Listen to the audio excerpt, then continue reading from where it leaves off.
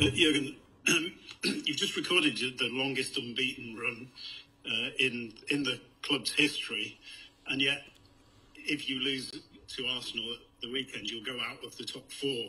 Now, obviously, I know you're not going to think about defeat, but what I was going to ask you is, as a manager, that clearly shows how incredibly tight and difficult the Premier League is, that you can do that and still go out. So, as a manager, does that excite you, or does it just make it harder or more pressure? Or Both.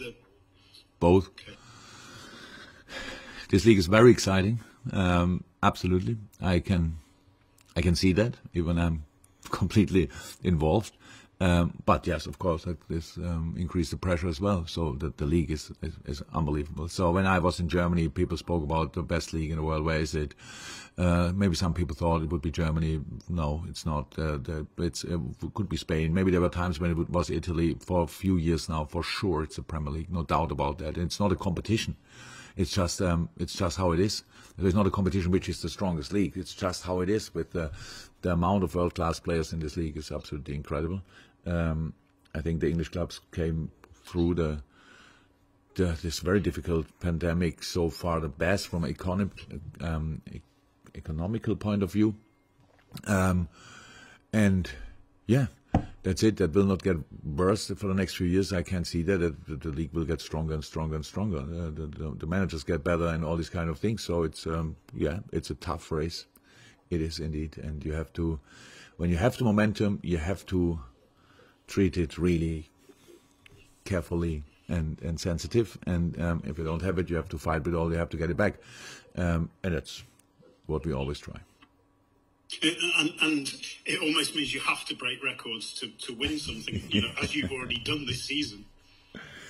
Yeah, I'm not in the record chasing thing, but if it happens, it's always a good sign. If it's a positive record, obviously, it's always a good sign. But we had different records, and then the things went a little bit the other way. I'm not sure how long we were unbeaten at home last year, and after that, all of a sudden, how long we won all the games at home, or were unbeaten, and all of a sudden we have lost 5 or 6 games in a row. So I don't want to come in that situation again. It was felt very uncomfortable.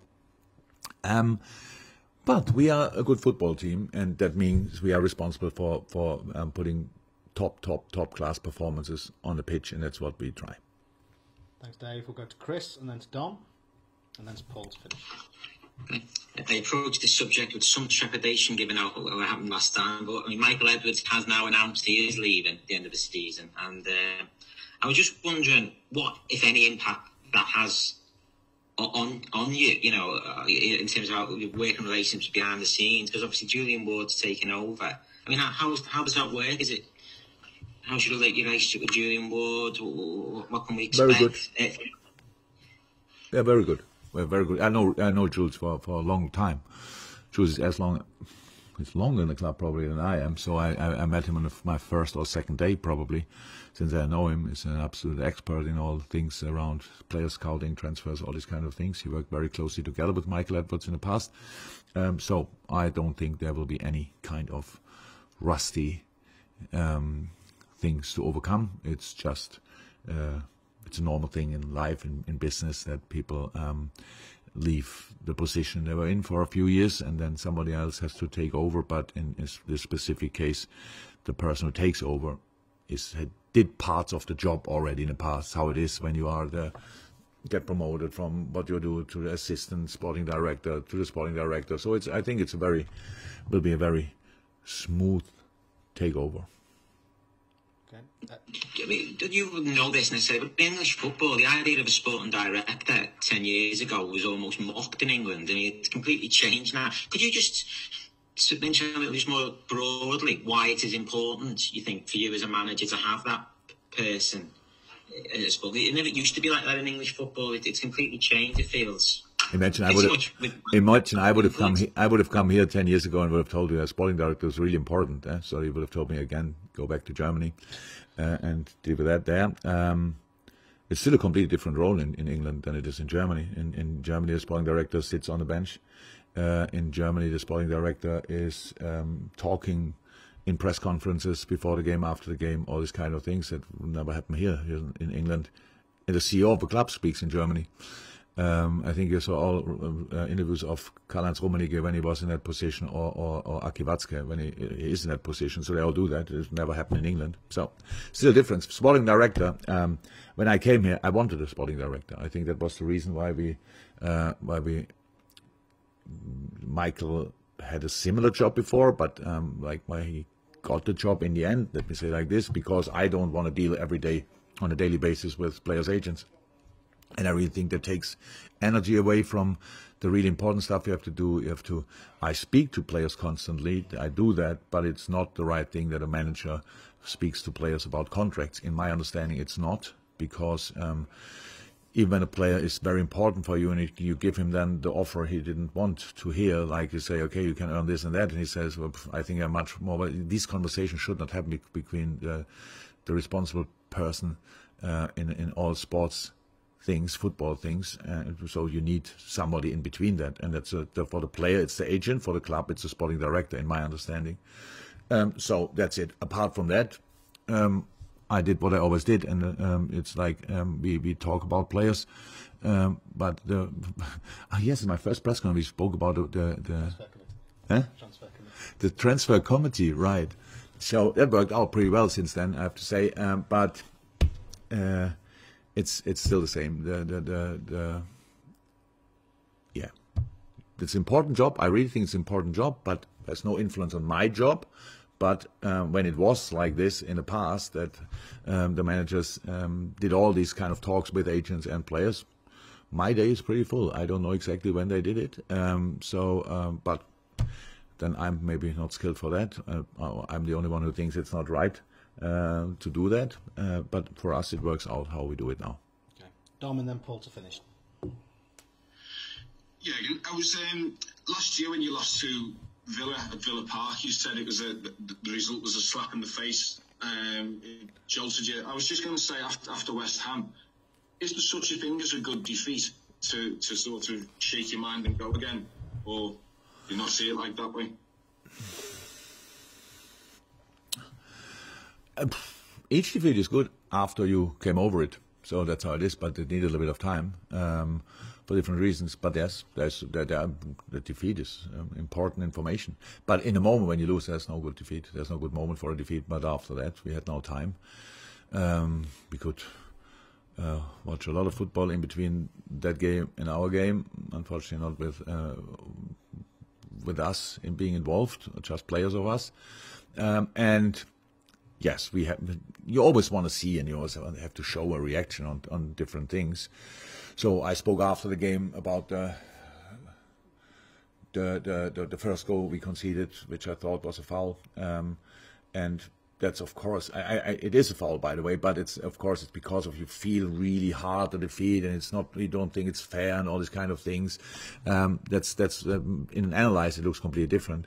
The goal I hated most was the counter-attacking goal. Because we had to defend that much better. So the other two goals were obviously set piece. The second set piece was incredibly well taken and really well executed. But first goal a foul, bam. Second goal, we have to defend it better. So that's what you have to learn of it. That's this bit of aggression, what we have to show more. There are things we can do much better. But scoring there against the team in form twice and being very dominant. We all probably saw, I'm not sure how often you saw West Ham, but against us they played again. A little bit like the old West Ham, if you want, like set pieces and counter-attacks. We were really in charge of the game. They had better moments. They had always good moments against us. We won at home against West Ham years ago, 3-2, so it was a really tight game. And all those kind of things. So you can struggle against West Ham, absolutely clear. But the one goal I hated most was the goal after through the counter-attack. And that's what these kind of things we have to improve. Against Arsenal, they do counter-attacks as well, definitely, especially if you let them. But especially if you play a team who is going for counter-attacks and set pieces, you have obviously to avoid set pieces in the first place, if possible, and to defend set pieces better. For that, you need sometimes the help of a referee with eyes, and sometimes not, and sometimes you have to do better. And but the rest we have to improve, and that's what we knew before, but we saw it in this game again. Thanks, Dom. Finally, Paul, to finish his press conference. Paul. Jurgen, I was just going to bring up that actually. The Trossard goal, the Fornals goal, Foden goal, AC Milan goals, maybe the Atletico goal away from home. There's been a bit of a pattern, the Griezmann one from Felix Jout past. There's been a little bit of a pattern where it feels like you said then to Dom about you need to be more aggressive, show more aggression. Is it a physical thing? You need to make more challenges in midfield, or? Yeah, it's a mix. It just feels like there's a bit of a pattern with those goals. There's a bit of pattern, but it's not. When you will, probably maybe you watched it only recently now because you bring them all up, but they were still all different. What we did, we lost challenges in the right, in very decisive areas. For example, Atletico, we lost the challenges twice, especially the Griezmann goal to our Felix in a half right space. So it's like another team will have a look as well before the game, in the game. They learn in the game what we do. So where are they? Where's the weakness? Where can we pass the ball? Blah, blah, blah. But with João Felix, we knew that he will drop in this half right space. And you have to win the challenge there. So in the end, you can see how it is when the pass is played. Then it's really tricky from that moment on. We still made mistakes after that, but the decisive mistake in this moment, it was the challenge, because we outnumbered them in that area. I think we were at least with 2, if not 3 players, but he still came out, and that's a problem with pressing. You invest a lot to outnumber the player on the ball, but then you should win the ball, because otherwise you are in a worse position than you would be if you would man mark, for example, in the decisive area. Yeah, Trossard was a bad one as well. Again, decisive challenge there in the box. We could have defended better. We all know that. So there are patterns, but they're still different. But we have to improve in that area. But we knew that all the time because we scored an awful lot of goals, but we conceded too many as well. That's how it is, and that's where we have to improve. We all know that you only get consistency through defending.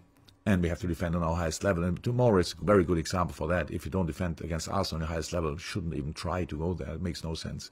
They're too good for that. They have now clear patterns. They have now clear things, what they do. They have the players they want in the position they want them to be, and all this kind of thing. So that's a big challenge. But on top of that, still the best way to defend is to keep the ball. And that's what we have to do better as well. So many things.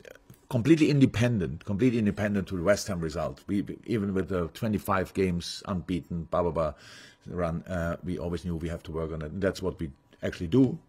But we are constantly interrupted by either injuries or international breaks. That's a little bit the problem. So we play games. Then we could have time. Then they're all away. Then come back. So it's unfortunately in football, to work on solutions you need time, but you don't have time. That's a tricky thing. But we still are on that subject. You can imagine.